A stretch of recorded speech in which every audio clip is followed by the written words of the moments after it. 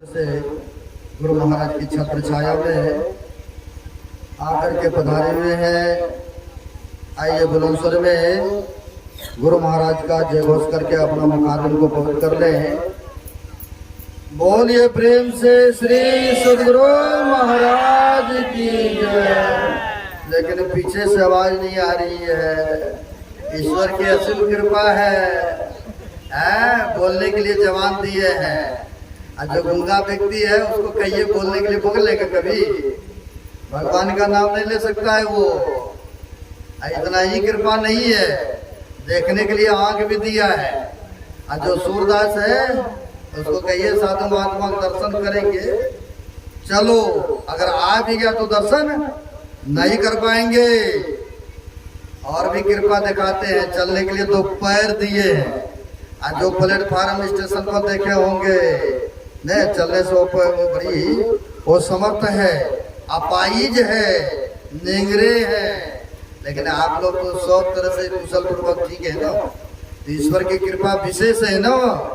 बोलने के लिए जवान भी दिया है, देखने के लिए आंख भी दिया है, और चलने के लिए पैर भी दिया है। और फिर भी जयकारा करने में कंजूसी कर रहे हैं। आइए बुलंदशहर में हम लोग जय घोष कर रहे हैं एक बार और।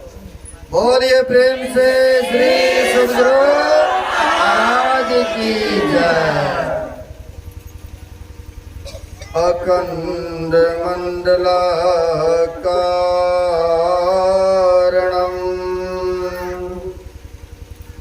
व्याप्तं येन चराचरम् तत्पदं दर्शितं येन तस्मै श्री गुरुवे नमः। परम गुरुवे नमः। परापर गुरुवे नमः। परमात्मा गुरुवे नमः। आत्मा गुरुवे नमः। आदि गुरुदेव अनादि गुरुदेव अनंत गुरुदेव अखिल गुरुदेव शरण गुरुदेव शरण गुरुदेव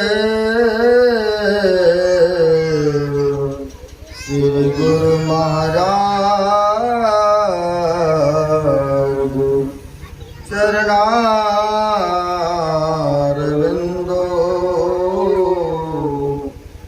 नमो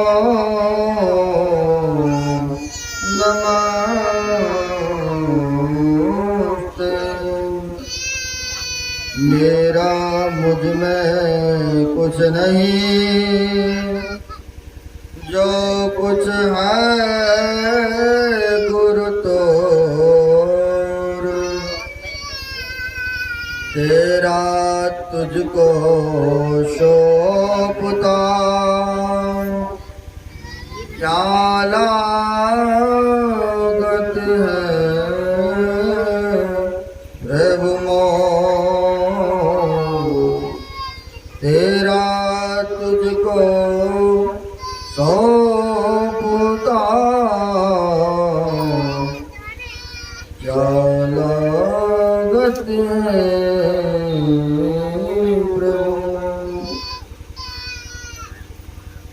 प्रातः स्मरणीयान श्री घोषित जन जन में विराजित कन कन में विराजमान जग उद्धारक जग कल्याण कारक जन जन में कन कन में विराजित ऐसे परमात्मा स्वरूप गुरुदेव के पाद पद्मों में असंख्य असंख्य बार नमन है। तीर्थों को भी पावन करने वाले मंचस्थ पूज्याति पूज्य साधु चरण आए हुए सदगुरु के सदभक्तगण, हम आप अभी पवित्र ग्रंथ जो कि रामचंद्र मानस के सप्तम सोपान आरण कांड से नवधा भक्ति के संबंध में सुन रहे थे। भक्ति का अर्थ होता है सेवा भी। तो हम लोग 9 प्रकार के भक्ति के संबंध में अभी सुने हैं। उनमें आया है यह सुंदर सा मनुष्य का शरीर मिला, बहुत विद्या को हासिल किए, बहुत बड़ा धनवान हो गए, बहुत सुंदर रूप मिल गया, बलवान हो गए, लेकिन अगर भक्ति ही नहीं है तो राम भगवान कहते हैं ऐसे व्यक्ति हमें प्यारा नहीं है। कहा है धन बल परिजन गुण चतुराई, भगतिहीन नर सोवई कैसा, अब बिन जलवारी देखिए जैसा। राम भगवान कहते हैं सब चीजों में परिपक्व हो गए, विद्या हो गए बहुत, धन हो गए बहुत। धन हुआ तो अगर गरीबों की सेवा में लगा तब तो ठीक है। अगर विद्या आ गई आपके अंदर में, किसी को दान किए, विद्या का मतलब है नम्रता आ जाना, विनम्रता आ जाना। अब कहीं अहंकार में हमारे जैसे कोई है नहीं विद्वान, तो विद्या का कार्य नहीं हुआ ना। कहते हैं विद्या होते हैं तो विनम्र गुण में आते हैं, विनम्रता सरलता। लेकिन कहते हैं विद्या में भी परिपक्व, धन में भी परिपक्व हो जाए, कहते हैं सब तरह से संपन्न है, धन बल परिजन गुण चतुराई। कहते हैं परिजन में बहुत लंबा चौड़ा परिवार हो, बहुत उनके सगे संबंधी हो, और सुंदर सा शरीर भी हो। लेकिन अगर भक्ति उसके अंदर नहीं है तो राम भगवान को रहे हैं भक्तिहीन नर सोवई कैसा, अब बिन जल बारिश देखिए जैसा। उदाहरण में कह रहे हैं बादल तो लगा, बहुत काला काला बादल लगा, बादल गरज भी रहा है, पूरे लोगों को हो रहा है कि बारिश होंगे, हमारे फसलें बढ़िया हो गया। गर्मी लग रही है, चलो ठंडापन महसूस होगा। लेकिन अगर एक बूंद भी इस पृथ्वी पर जल नहीं गिरा तो ऐसे काले काले बादल का कोई फायदा हुआ? कहते कोई लाभ नहीं हुआ, कोई फायदा ही नहीं हुआ। उसी प्रकार से सब तरह से संपन्न है, सब तरह का मतलब है सभी सुख सुविधाओं से आप ठीक ठाक हैं, लेकिन भक्ति ही नहीं है आपके अंदर, तो परमात्मा को वह व्यक्ति प्यारे नहीं है।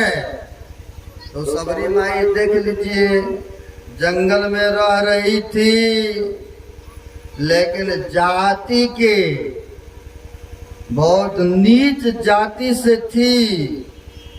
जब मतंग ऋषि के सेवा में रहने लगी तो कहा इनके प्रारब्ध, क्योंकि संत महापुरुष जानते हैं ना इनकी प्रारब्ध का कुछ ऐसा भक्ति इसके अंदर में है। जब किसी कारणवश अभी सुन रहे थे उनके पति ले जा रहे थे विवाह करके, और मन में ये भी सोच रही थी अब फिर से हम माया के जाल में चला फंसने। कहा तो मैंने मांगा था, कृपा किए थे कृपा शरीर हो, अब फिर वह माया के जाल में यह सोच रही थी कि नहीं जाए तो बढ़िया है। और उधर उसने भी देख लिया किसी कारणवश से, घूंघट जैसे मुंह पर से हटा, देख लिया तो लगा अरे इतना काले कुलेठे है अगर कहीं लेके हम चले गए तो गांव समाज के लोग क्या कहेंगे, और नहीं तुमको मिला है, तुम ये ले आया, लोग हमको धिक्कारेंगे, ना जाने क्या क्या सुनाएंगे। अगर कहीं इसको इसी जंगल में छोड़ दूं तो यह झंझट से मुक्त हो जाएंगे, है ना। अब ये भी इधर से सोच रही है हमें छोड़ दे तो बढ़िया है, अब वो भी उधर सोच रहे हैं। अब ऐसा होता है, एक गाछ के नजदीक बैठा, कहा मैं थोड़ा जल लेके आता हूँ। अब गए, जल लेने गए तो जाते ही रह गए, गए तो जाता ही रह गए। अब जंगल में बेचारी क्या करे, अटकते भटकते इधर उधर। देखा साधु महात्मा बहुत है कुटिया में, सोचा यहीं पर अगर मिल जाता स्थान तो रहती, यहीं पर सेवा करती, जंगल में भजन करती। ऐसा मन में हुआ है। लेकिन आखिर सेवा करेंगे तब ना हमें आश्रम में प्रवेश करने देंगे। तो उन्होंने देखा अमृत बेला में ही मतंग मुनि स्नान करने के लिए गंगा में जाते थे, स्नान करने जाते थे और उनके सेवक लोग रास्ता को साफ करते थे। नहीं जंगल होकर जाएंगे तो कोई लकड़ी गिरा, कोई कांटा गिरा, कटले वृक्ष भी होते हैं, तो साफ करते। सोचा यही सेवा मौका है, यही सेवा हम ले लेते, और रात्रि में ही साफ सुथरे कर दिया करते थे। देखा दूसरे साधु ने, मेरा सेवा आजकल कौन ले लेते हैं, तो एक दिन पकड़ने की ख्याल से छिप करके रहा और जैसे सेवा करने आए पकड़ लिया। अब पकड़ लिया तो पकड़ के ले गए कहाँ, मतंग ऋषि के पास। संत जो होते जानते हैं ना, कहा महाराज ये चोरी चोरी सेवा कर लेती है, इनको दंड दिया जाए। तो संत जो होते हैं जानते हैं भविष्य के बातों को, कहा दंड तो इनको दिया जाए जरूर, तुम लोगों का बात हम मानेंगे। दंड में यही है, इनको भी कुटिया के सामने कुटिया बना के दे दिया जाए, ये भी भजन करे, यही दंड रहा। गुरु जी का ही आदेश हो गया तो कोई काटेगा। अब उनको भी कुटिया बना के दे दिए, अब वो भी भजन करने लग गए, क्योंकि वह जानते थे ना मतंग ऋषि। संत महापुरुष जो होते हैं भविष्य के बातों को जानते हैं, है ना। भूत भविष्य वर्तमान तीन काल होते हैं ना, वह जानते हैं। लेकिन मौज में जब आते हैं तो फिर प्रकट भी करते हैं और कई बार गुप्त भी रख देते हैं बात को। ऐसे ही जंगल में एक साधु बाबा रो रहे थे। अब जानते हैं कई तो विरक्ति में साधु बाबा हुआ, कई गृहस्थी में हुआ है ना, सब तरह के हुए हैं। तो वह साधु बाबा को चेला शिष्य भी था बहुत, लेकिन एक पुत्र भी था, पुत्र भी था। कुटिया में रह रहे थे, भजन ध्यान सुमरन सब कर रहे थे। तो हुआ क्या, जो गुरु जी थे उनके लड़का बहुत उम्र हो चुका था। शिष्यों ने कहा गुरुदेव इनका कहीं देख करके विवाह शादी कर दिया जाए तो बढ़िया रहेगा। अरे हम कहाँ जाएंगे देखने के लिए, हम तो फकीर हैं।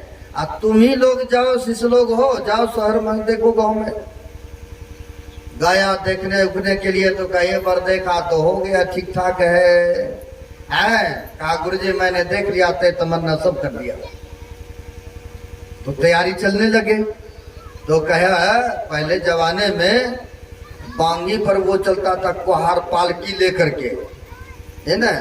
कहा गुरुजी मार्केट जाते हैं सामान सुमान खरीदने, अब तो शादी विवाह का नजदीक आ गए सामान, समय तो जाते हैं खरीदने के लिए सामान वगैरह सब।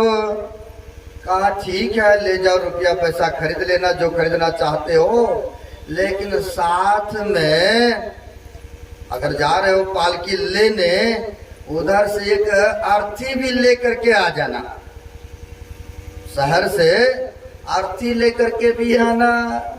शिष्य लोग कहते हैं ऐसे शुभ घड़ी में गुरुजी आप अशुभ वचन निकाल रहे हैं, ये ठीक नहीं लग रहा है ना। शुभ घड़ी में आप अशुभ बातें कर रहे हैं, है? कहा अरे कोई अशुभ बात नहीं कर रहा हूं, मैं तो ठीक ही बोल रहा हूं, ले आना। अरे हम है, तुम लोग है, ये है वो है, जरूर तो पड़ेगा ना, किसी न किसी का शरीर छूटेगा तो। कहा अच्छा अच्छा ठीक है जी ठीक है। कहा कपड़े उपड़े खरीदने लगना तो उसमें से कफन भी खरीद करके ले आना। अब सब शिष्यों को हो रहा है गुरु जी क्यों ऐसा शुभ वचन निकाल रहे हैं, यह ठीक नहीं लग रहा है। कहा रे कोई बात नहीं, तुम खरीद ले आना ना, क्योंकि शहर जो है दूर पड़ता है, पड़ा रहेगा रखा रहेगा, तुम ले आना खरीद करके। कहा ठीक है गुरु जी आपके आदेश है तो हम ले आएंगे। गए शहर से सब कुछ खरीद के ले आया, अर्थी भी ले आया, पालकी भी ले आया, कपड़े भी ले आया, तो उसके साथ में कफन का भी कपड़ा ले करके आ गए। आया यहाँ पर रहा, बड़े धूमधाम से लड़का को पालकी में बैठाया, लेकर के चला। अभी भी वैष्णो माता जाते ना लोग पंजाब को टप करके जम्मू कश्मीर, जो नहीं चढ़ पाते हैं ना तो पालकी बना है बांगी की तरफ, दो आदमी, एक आदमी आगे लगेगा एक आदमी पीछे, अब बीच में बैठा करके उसको लेकर के जाते हैं ऊपर, लेकिन उसके लिए ये लेता है तब ऊपर छोड़ता है, उसका कमाई है वहां के लोगों है ना। तो वहां पर ऐसे पहले चलता था, उस पालकी में बैठा करके दूल्हे लोग को लेकर जाते थे। अब लेकर के गए, सब कुछ तैयारी धूमधाम से गए, शादी विवाह कर करके ले आया, कुटिया में शादी विवाह करके ले आया। अब उधर से लाया, बड़े खुश हुआ सब आदमी। रात्रि जैसे होता है, रात्रि बीता सुबह जैसे होने को हुआ, होता क्या है, सुबह होते किरण उदय होते होते जो गुरु जी का पुत्र था उसका शरीर छूट गया। जो पुत्र थे उनका शरीर छूट गया। अब छूट गया तो सब आदमी आश्चर्यचकित हो रहे हैं कि गुरु जी को लगता है पहले पता था ये सब बात है कि वहां से अर्थी भी ले आना शहर से, चलो कफन भी लेके आना है, चलो ये सब गुरु जी को जब पता था, शरीर छूटना ही था फलाना दिन में, लेकिन वो तो चलो छूट जाता, उनको जला देते, जो भी करना होता कर देते, लेकिन इसको हाथ पकड़ के ले आया, शादी विवाह करके ले आया, जीवन तो इसका खराब हुआ ना।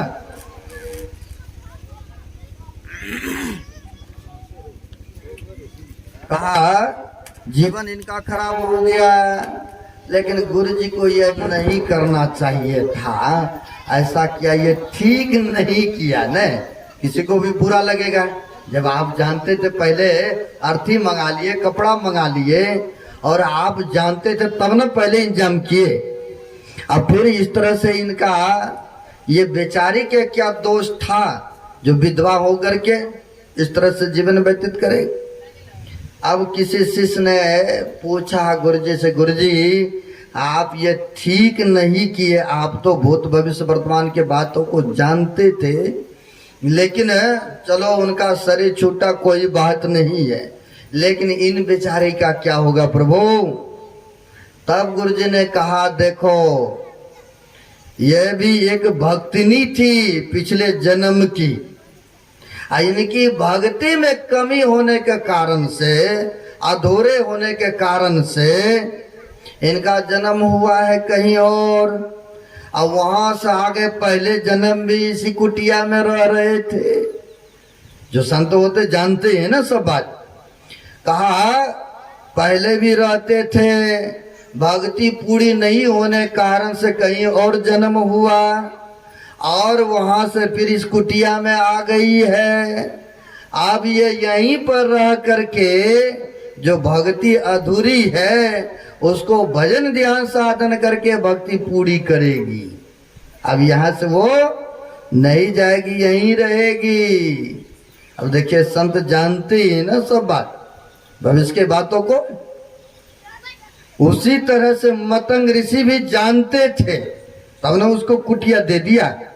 और कहा इसी कुटिया में रहना, और तुमको जितना मर्जी दुख आवे, तकलीफ आवे, जितना मर्जी अपमान सहना पड़े, लेकिन इस कुटिया को छोड़ के मत जाना।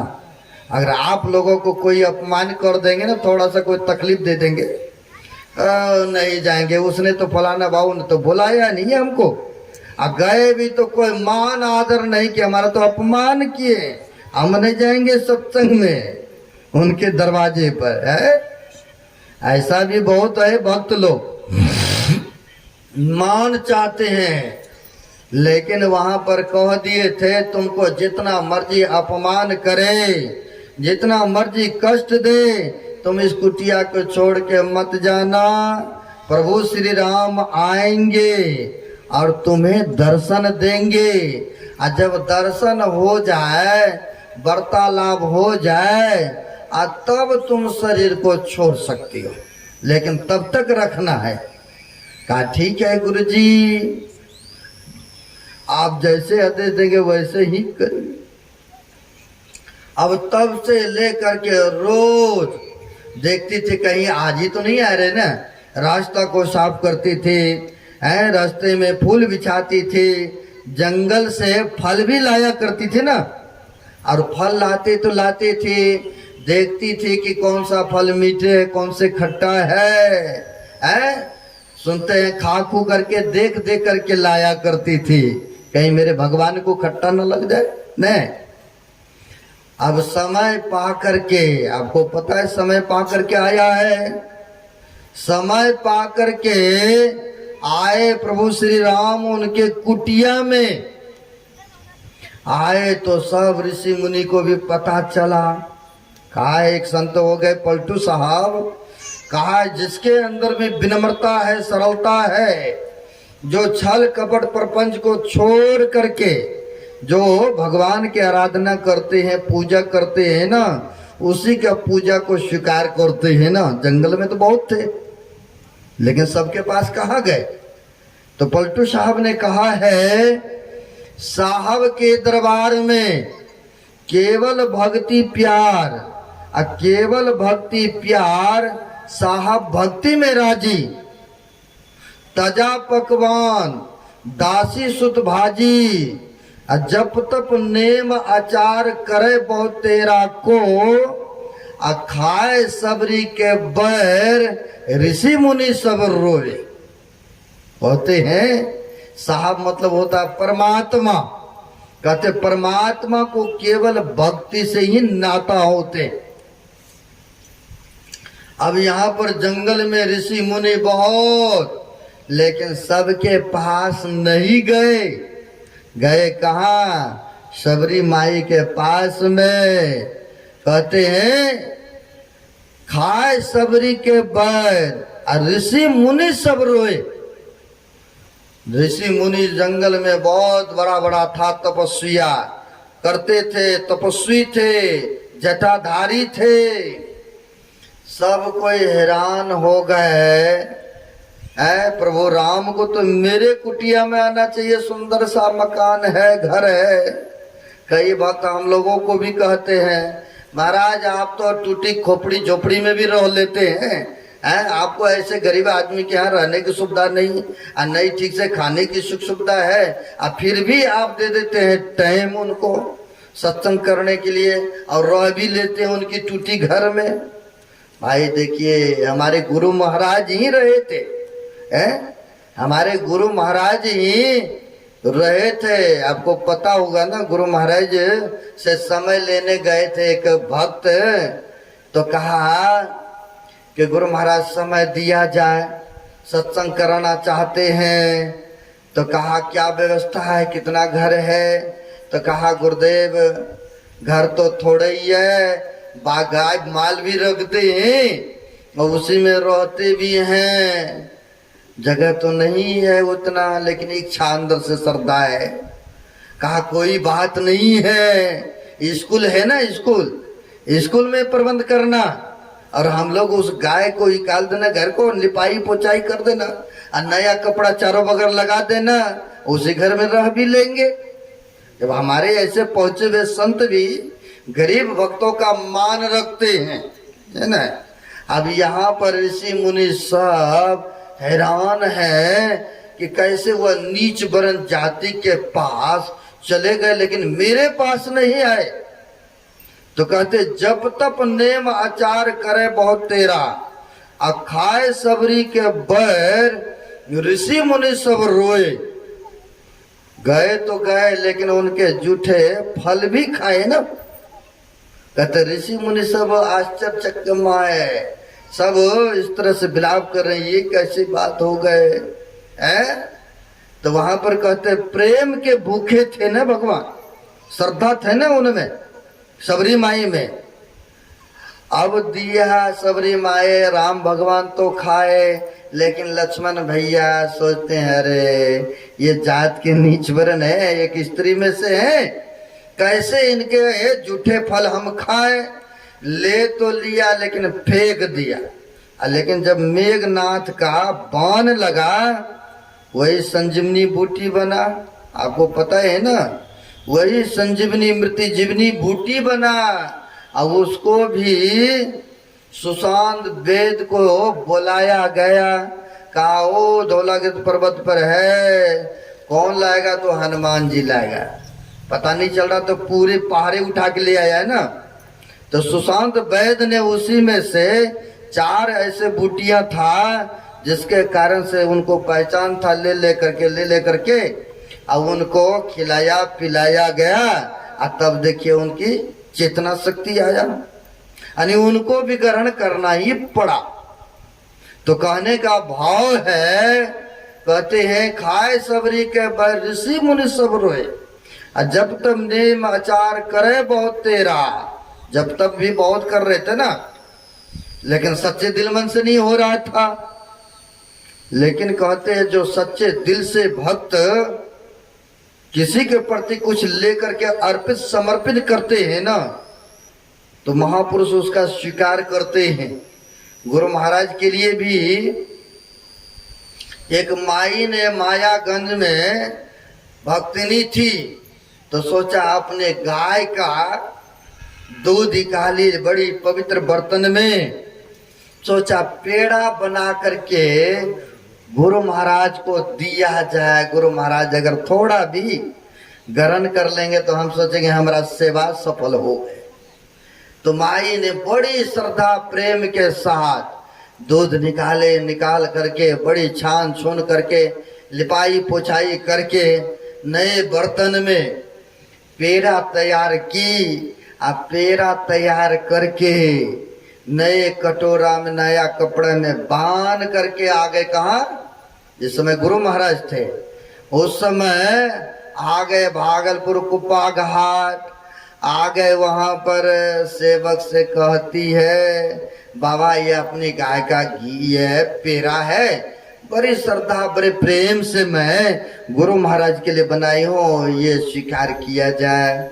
तो वह बाबा जी कहते हैं गुरु महाराज मीठा चीज नहीं खाते हैं, इसलिए इसे ले जाओ। नहीं खाएंगे गुरु महाराज। अब जैसे बोला ले जाओ तो माई को थोड़ा देर के लिए झटका लग गया। इतना श्रद्धा प्रेम से मैं तैयार की वो पेड़ा और गुरु महाराज के लिए, और कह रहे ले जाओ। कहा नहीं बाबा रख लीजिए ना, गुरु महाराज को दे दीजिए। कहा गुरु महाराज नहीं खाते हैं ना, तुमको बोल रहा हूँ। अब जब ज्यादा आग्रह करने लगे कहा अच्छा ठीक है दो, मैं रख देता हूँ अलमारी में, कोई न कोई खा लेंगे, कोई बात नहीं। अब ले लिया अलमारी में रख दिए। और जब भोजन के टाइम हुआ, क्योंकि गुरु महाराज मीठा नहीं खाते थे, जब भोजन के टाइम दोपहर का समय हुआ, सारा सामग्री परोस के दिया गया गुरु महाराज को जो भोजन में बना था। हाँ, खाते खाते अंतर्यामी गुरु महाराज कहते हैं ऐ जी आज हमें कुछ मीठा खाने का मन कर रहा है, कुछ मीठा खिलाओगे? तब तक में इसको याद आया कि आज ही कोई माई पेड़ा दे करके, हाँ हजूर पेड़ा दे करके गए हैं कोई माई। कहा ले थोड़ा सा। अब एक पेड़ा लाया, उसमें से एक टुकड़ी तोड़ करके गुरु महाराज ने ग्रहण किया। देखिए भक्तों का श्रद्धा का चीज महापुरुषों ने ग्रहण किए है ना। तो कहते यहाँ पर भी राम भगवान ने माता सबरी का फल खाए हैं। जो श्रद्धा और प्रेम से संत महापुरुषों के आराधना करते, सुमरण करते हैं, तो उनकी सेवा को स्वीकार करते हैं भगवान ने। तो यहाँ पर कहते हैं श्रद्धा और प्रेम के साथ माता सबरी में सब तरह के भक्ति थे ने, और सब तरह से थे। तो जब भगवान राम आए कुटिया में, तो कहा कहिए किसी तरह के तकलीफ दुख है, तो कहा सबने कि सब कुछ तो ठीके ठाक है, लेकिन एक ही तकलीफ है। पास में एक पोखर से हम लोग जल लाया करते थे, स्नान करते थे, खाना भोजन कपड़ा उपड़ा सब तैयार करते थे, धोते थे, लेकिन पानी जो है गंदा हो चुका है, सड़ चुका है। आपके चरण अगर उसमें पड़ जाते ना, तो हमें विश्वास है कि वह जल स्वच्छ और निर्मल हो जाते। बस यही तकलीफ है, थोड़ा सा कृपा करें अपना चरण उस सरोवर में देने की कृपा करें। कहा ठीक है भक्त लोग, तुम लोगों का अगर ऐसे ही इच्छा है, चलो कोई बात नहीं है। सब भगत पीछे पीछे हैं, सब गए, सबके सब गए। प्रभु श्री राम ने अपना चरण उस सरोवर में रखा, लेकिन पानी ज्यों का त्यों ठीक नहीं हुआ। और जब ठीक स्वच्छ नहीं हुआ, तब कहा भगवान जिस चरण धूली से पत्थर भी एक नारी बन गई, लेकिन आपका चरण इस सरोवर में पड़ा जल में, यह स्वच्छ और निर्मल नहीं हुआ। प्रभु सुना हो कि गौतम मुनि की पत्नी थी अहल्या, शराब के कारण वह पत्थर हो गई थी, लेकिन आपका चरण पड़ते ही वह सुंदर सा नारी हो गई। लेकिन आपका चरण पड़ा तो पर भी ठीक नहीं हुआ जल। क्या बात है प्रभु? तो कहा जिसको तुमने अपमान किया, भगवान तो जानते थे ना किसको मान दिया किसको अपमान किया है। कहा जिसको अपमान किए हो, जब तक उनका चरण नहीं पड़ेगा इस सरोवर में, तब तक यह स्वच्छ और निर्मल नहीं हो सकता है। अपमान किसका? तो सबरी माई का किया था कि तुम नीच वर्ण के हो, एक स्त्री हो, तुमको अब जल इसमें से नहीं लेने देंगे ना। है यानी एक दूसरे से जलते हैं, डार रखते हैं ना, बहुत ऐसे होते हैं। अगर किसी का चढ़ती बढ़ती है, चलती बनती है, तो चाहेगा कैसे उसको गिरा देने, ऐसा भी करते हैं। अगर गरीब है तो उसको वहां जाने से भी मना कर देते हैं। अब वहां पर इस तरह से कहा उसको ले आओ आदर पूर्वक, और जब तक उनका चरण नहीं पड़ेगा तब तक यह स्वच्छ निर्मल जल नहीं हो सकता। कहा जब भगवान ने कह रहा तो मानना पड़ेगा बात। गए आदर से ले आए तो वहां पर सबरी माँ के चरण पड़ा उस सरोवर में।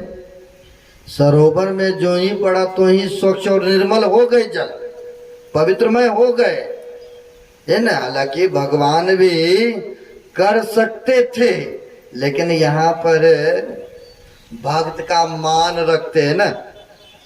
कहा है अपना मान टले टल जाए, पर भक्त का मान टलते नहीं देखा। अब प्रभु को नियम को बदलते देखा न। अपना मान को वहां पीछे कर दिए ना, लेकिन भक्त का मान वहां पर रखते कि देखो। अब वही यहाँ पर कहते हैं, राम भगवान ने कहा कि हे सबरी, हमसे भी अधिक करके संतों को मानना, है ना। सुन रहे थे ना, सातम सममय मैं जग देखा, अब मौत अधिक संत कर लेखा। कहते हैं राम भगवान कि हमसे भी अधिक करके संतों को मानना। ये नहीं कहा कि मेरा दर्शन हो गया और तुम्हारा काम हो गए, ऐसा नहीं कहा। क्यों? तो संत के चरण में, संत के शरण में जो चले जाते हैं उसका उद्धार, उसका कल्याण अवश्य हो जाते हैं। इसीलिए राम भगवान ने कहा कि हमसे भी अधिक करके संतों को मानना। और यही बात गुरु नानक देव जी महाराज ने कहा है, संत शरण जो जन पड़े असो जन उद्रणहार। यानी संतों के चरण में, शरण में जो चले जाते हैं उसका उद्धार, उनका कल्याण अवश्य हो जाते हैं। आप कहेंगे ऐसा होता है? ऐसा होता है, आपको मैं दिखाता हूं। जिस समय गुरु महाराज थे स्व शरीर में, बंगाल में एक गिरधारी बाबू नाम के बड़े श्रद्धालु भक्त थे, बहुत धनवान थे और गुरु महाराज के प्रति बड़ी श्रद्धा रखते थे। वो अकेले ही कई बार गुरु महाराज को बुला बुला करके बहुत धूमधाम से सत्संग कराए थे, भंडारा कराए थे। और जहां तक हुआ था दान दक्षिणा भरपूर, सेवा भावना उसके अंदर में थे।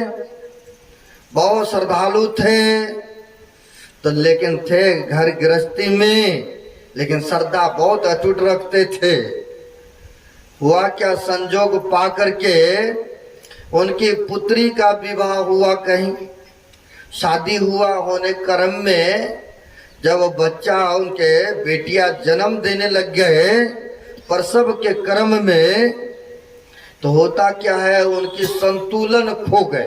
कई बार देखे होंगे ना, जन्म देते सार बच्चा जीवित रहता तो मां नहीं बचती है, अब बच्चा कहीं रहा तो फिर मां चली जाती है, कहीं कहीं दोनों रहते हैं सुरक्षित। अब वहां पर होता क्या है, जन्म देते वक्त ही वह संतुलन खो बैठी, यानी पगली हो गई।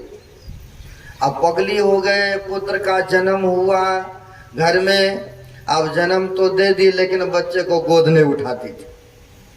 अब यहाँ वहाँ इलाज, धनवान तो थे ही, जगह जगह पर इलाज वगैरह सब कराया, लेकिन कहीं सक्सेस नहीं हुआ, ठीक नहीं हुआ। तब तक में बच्चा भी पल रहे थे, बड़ा हो रहे थे।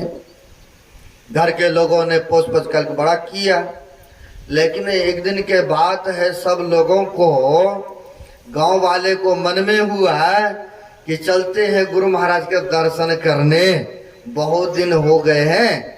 तो नहीं, कई बार आप लोग भी कहीं जाते तो ट्रैक्टर कर लेते हैं, या सत्संग वगैरह सब में जाते हैं, जीप गाड़ी कर लेते हैं, ट्रैक्टर कर लेते हैं। तो ट्रैक्टर किया था, बहुत आदमी उस पर बैठ रहे थे। और जब बैठ रहे थे, ये भी पगली किधर से आई और ट्रैक्टर के ट्राली पर बैठ गई। अब ट्राली पर बैठ गई, और जब बैठ गए तो लोगों ने खींच करके उतारना चाहा, वो उतरे नहीं, है ना। अब उतरे नहीं।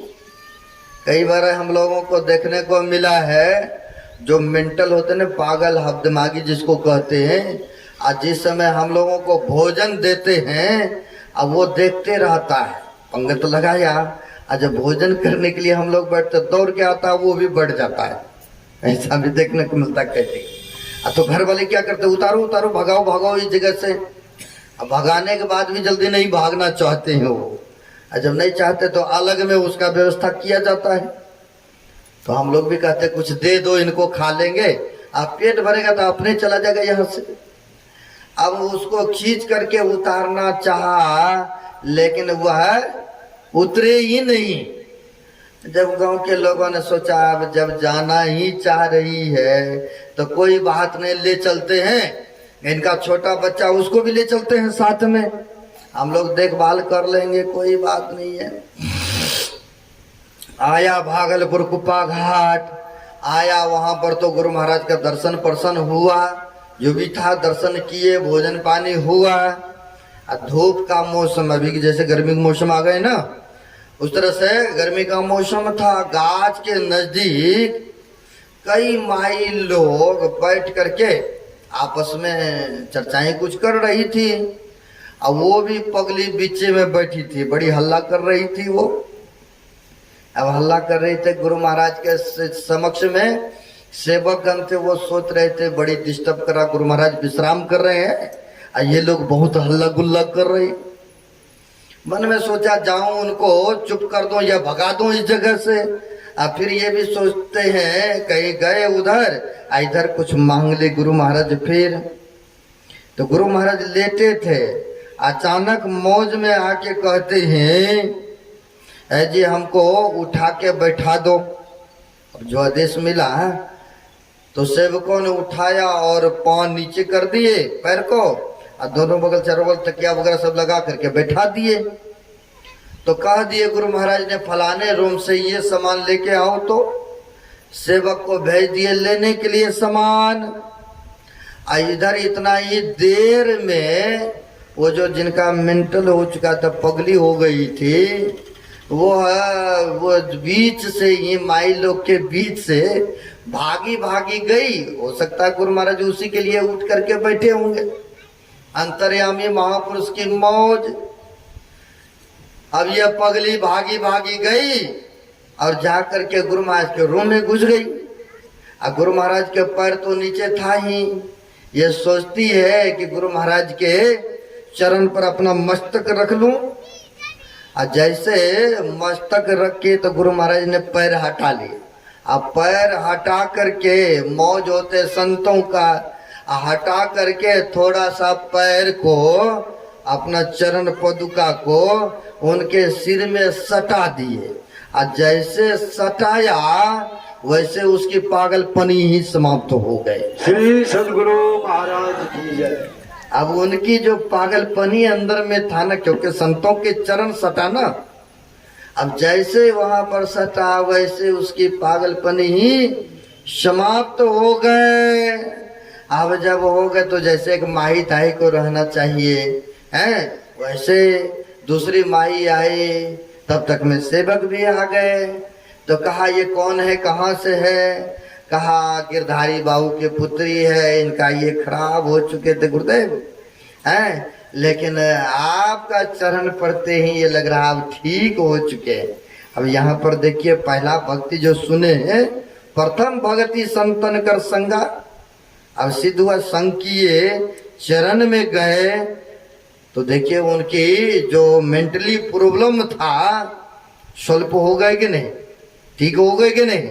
तो वही कहते हैं राम भगवान के हमसे भी अधिक करके संतों को मानना, यानी सातम सममय मैं जग देखा, अब मौते अधिक कर संत कर लेखा।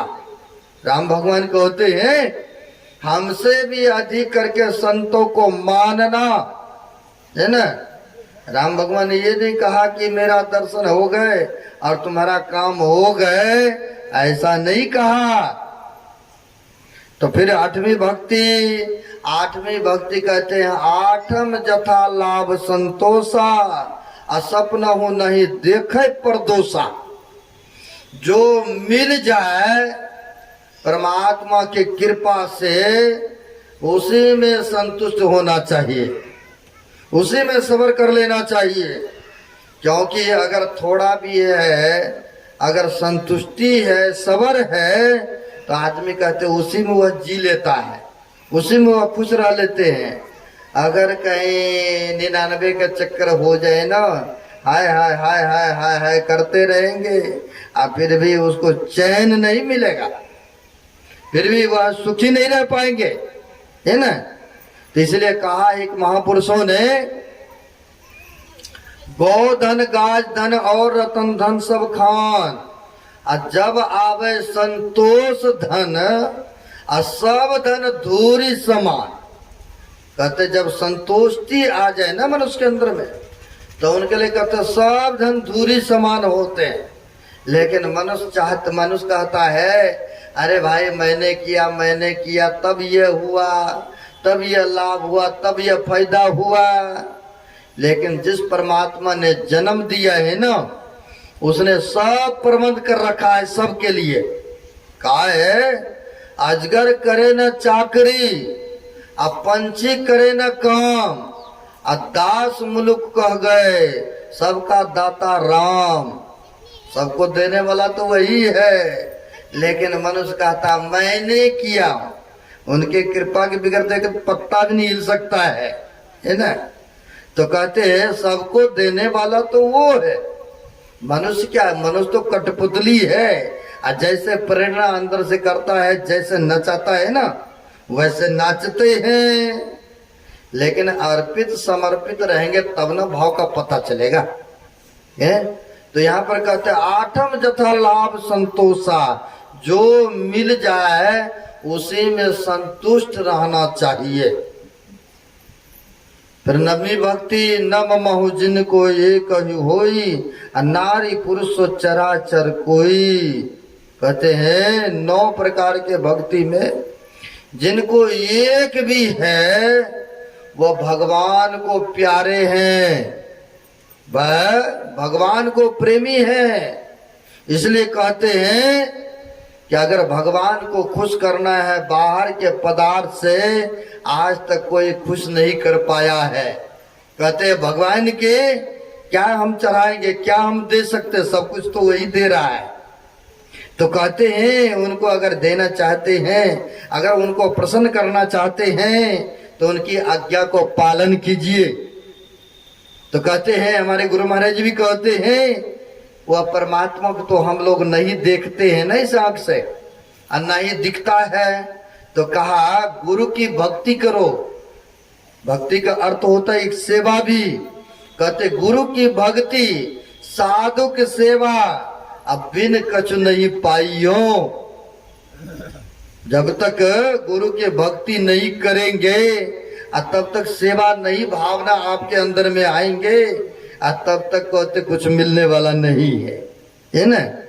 जितने महापुरुष हुए सभाओं का यही कहना है भाई सेवा भावना अपनाओ, गुरु की भक्ति गुरु की हुकूमत को पालन करो, तब तुम्हें देखो मिलेगा जो चाहते हो।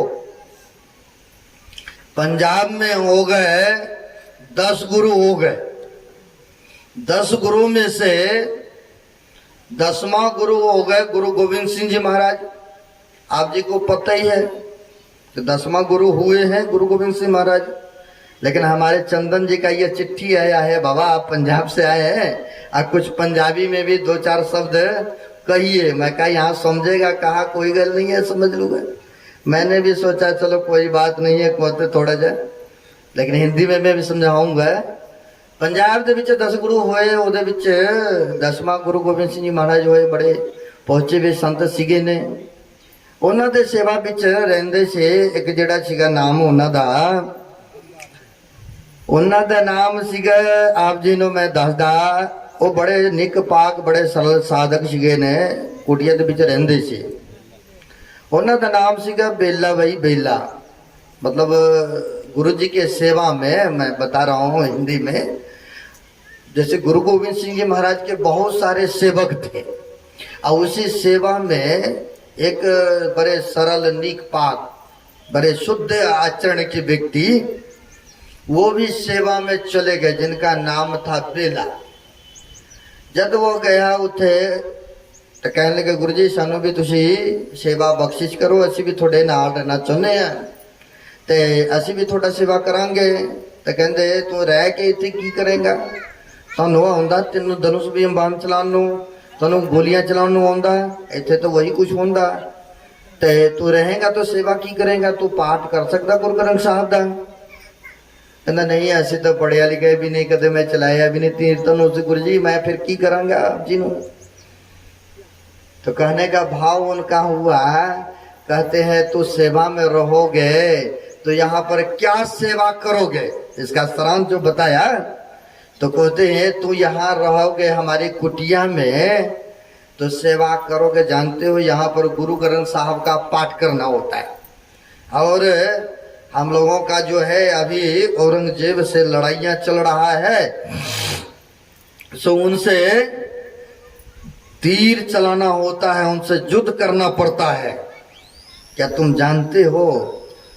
तो इन्होंने कहा नहीं गुरुजी ऐसे तो नहीं जानता, ऐसे तो कदे चलाया भी नहीं, कदे स्कूल भी नहीं गया था, ऐसे कितना पाठ करांगे। कहना तू फिर करेगा कि साढ़े नाल रह के, तू जद रहना चाहते हैं तो करेगा कि फिर बुरे रह के। कहते थोड़े वर्गे कोई सेवा साढ़े कोल है नहीं, तू जा इथों। कहता नहीं नहीं गुरु जी असी नहीं जाना चाहते हैं, असी चाहते कि थोड़े नाल ही रहांगे, जेड़ा तुसी बख्शिश करोगे असी करांगे। कहना तू ठीक भाई चंगा तो चल तू इत्थे रह। ते साडे कुटिया विच घोड़ा की सवारी ये हुंदी है, हुण बहुत है घोड़े की सवारी। तो घोड़े के घर विच रह तू, उत्थे सेवा उन्हां दा चारा चूरा पा, तू देखभाल कर, सारा कुछ तू उत्थे करी। तो उत्थे रहना तू बड़े मनो तनो नाल तू सेवा करेंगा, उहदे नाल ही रहेगा। समझे कुछ मतलब कहने का भाव हुआ नहीं समझे? मैं समझाता हूँ। कहा कि तू अगर नहीं है भागना चाहते हो ना, नहीं जाना चाहते हो घर में, तो कोई बात नहीं, हमारे पास ना घोड़ा की सवारी होता है। पहले जमाने में ने घोड़ा की सवारी होता है, और घोड़े का घर है। तुम ऐसे करो, तुम उसी घोड़े के देखभाल खाना पीना चारा डालना, चल तुमको हम दे देता हूँ इतना तुम कह रहा है, तो उसी घोड़े के घर में तुम रहना, उसी के खाना पीना खिलाना है, देखभाल जो भी है सफाई सुथरी करना। जड़ा बेला था, मतलब नामे था भक्त का बेला। तो बेला जड़े से वो कहता ठीक है चंगा गुरदेव, तुसी जड़ा सानू बख्शिश किता असी मनो तनो नाल करांगे सेवा। ते कहना तू चंगा भी तू रह, तो इत्थे रहन लग्या, बड़े मनो नाल सेवा करता रहा।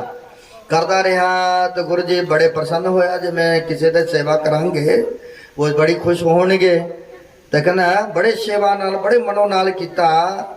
ते जेड़े दुबले पतले सीगे घोड़े उन्हां नूं तगड़ा शिगरा करके है बड़ी चंगा कीता। बड़ी चंगा कीता। एक दिन गुरु जी गए घोड़े दे घर, उत्थे गया तो देखता कि भाई सारे तगड़े शिगरे होया पिया, बड़ी लगता है नीक पा के इन्होंने कुछ बख्शिश करना चाहिए, कुछ नाम जपण नूं कुछ शब्द इन्होंने देना चाहिए। यानी कहने का भाव हुआ है कि जो घोड़ा दुबला पतला बीमार से मार था ना, और उनको बढ़िया से बढ़िया खिलाया, नहवाया, धुलाया, पिलाया है, और उसको है मोटे तगड़े तगड़े कर दिया। अब मोटा तगड़ा हो गया। होने के बाद जो है एक दिन गुरु गोविंद सिंह जी महाराज पहुंच गए उधर। अब जब वहां पहुंचे तो देखा कि अरे इसने तो बहुत सेवा किया है, बड़े मनों से किया है, क्यों नहीं इनको कुछ शब्द दे देना चाहिए, ताकि केवल सेवे करेगा तो कुछ जपने के लिए कुछ मंत्र भी इनको बताना चाहिए। तो गुरु गोविंद सिंह जी महाराज प्रसन्न होकर के कुछ मंत्र उन्होंने दस्ता, मतलब बताता है ना, उन्होंने बख्शिश किया। उन्हें मने नाल बड़े चंगे नाल उन्होंने अभ्यास करन लग्या शब्द। जब शब्द अभ्यास करन लग्या ते ओदे बाद एक दिन की गल है, गुरु गोबिंद सिंह जी महाराज कदे घोड़े दे विच बह के जान लग्या सी, तो फिर इन्होंने चेते आ गया कि गुरु जी जा रहे किते बाहर, तो असी शब्द अज सानू बख्शिश नहीं किया, असी जाइए पहले शब्द नू लैके आइए, बाद चो फिर करांगे जड़ा कुछ करना होया। वो भज के आया, कहना गुरु जी बख्शिश करो, सानू शब्द देने की कृपालता करो, तुसी जान लगे कद आओगे, फिर मुड़ के कुटिया बिच नहीं आओगे, सानू कृपा करो, तुसी बख्श के जाओ। तो गुरु गोविंद सिंह महाराज क्या बा भाई बेला, तू नहीं समझे भक्त नहीं बेला, बा भाई बेला है ऐना क्या है। इन्हें मन में हो गया कि साढ़े वास्ते आखिरी जड़ी शब्द है यही देता है गुरु जी ने, मतलब कहने का भाव हुआ।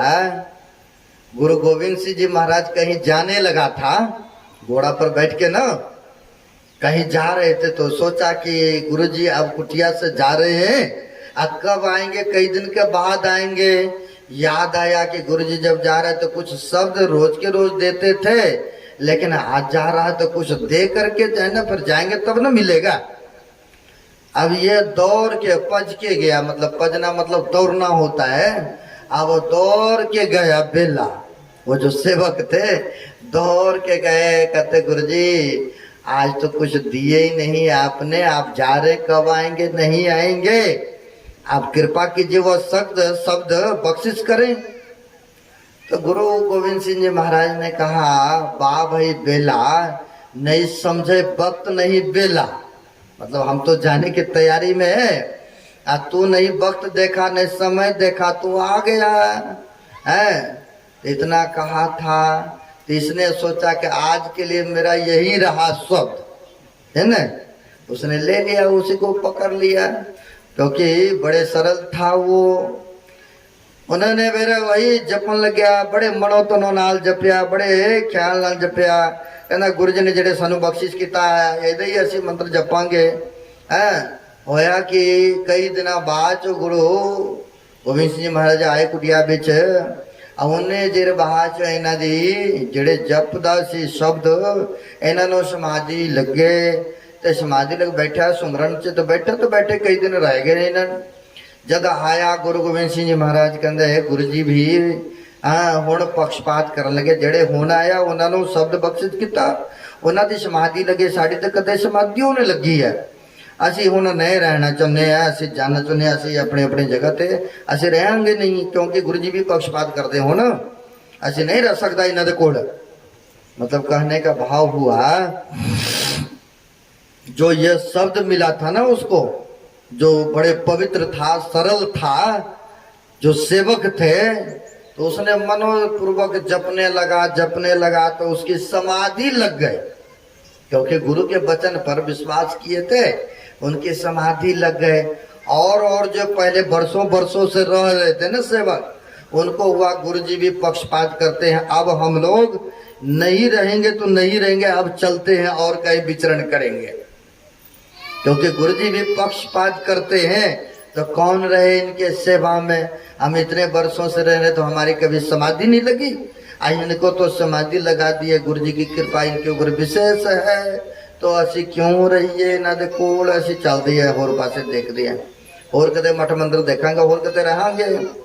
इन्हां दे गल मन च होया, गुरु जेड़े गोबिंद सिंह महाराज के ये जानी जान सीगे, इन्हां ने होया कि हुण रहना नहीं चाहुंदे, तो इन्हां दे कुछ असी दसना चाहते हैं कि इन्होंने कुछ दिखाइए ताकि इन्होंने समझ बुद्ध होवे।